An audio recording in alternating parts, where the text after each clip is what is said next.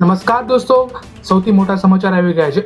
ગરીબોને હવે 10 લાખ રૂપિયાની મિત્રો સહાય મળશે. પોસ્ટ ઓફિસમાં અકસ્માતના વીમા યોજના હેઠળ તમને માત્ર 550 રૂપિયાનું આખા વર્ષનું પ્રીમિયમ તમારે ભરવાનું રહેશે.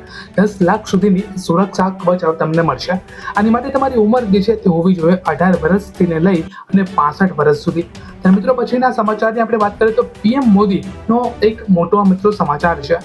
પશ્ચિમ બંગાળની અંદર ચૂંટણીના પ્રચાર માટે અનેક જિલ્લાઓમાં રેલી જે છે તે કરાશે. 23 એપ્રિલથી લઈ અને 29 એપ્રિલ સુધીની આજે તારીખ છે તે આપણે દર્શાવવામાં આવી છે.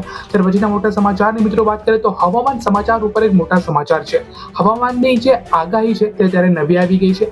હવે તારીખની આપણે વાત કરીએ એટલે કે આજે એટલે કે 19 તારીખની આપણે વાત કરીએ તો મહીસાગર, દાહોદ અને છોટાઉદેપુરને આપણને વરસાદ જોવા મળી શકે છે. ગાજવીજ સાથે આ વરસાદ હશે.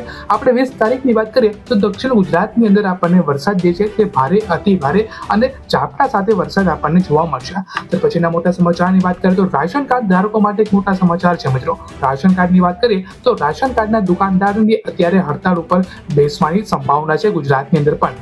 આજથી જે આ મુદત છે તે માટે આ લાગી ગઈ છે. રાશન વિતરણ જે છે એ આ વખતે બંધ રહેવાની સમસ્યા આપણને ગુજરાતની અંદર અનેક જગ્યાએ જોવા મળી શકે છે. ત્યાર પછીના મોટા સમાચારની વાત કરીએ તો વિધવા સહાય યોજના ત્યારે આપણને પાછી આવી ગઈ છે. પોસ્ટ ઓફિસમાં તમારે જો ખાતું હોય તો તમારે પોસ્ટ પેમેન્ટ બેંકમાં ટ્રાન્સફર કરવાનું રહેશે.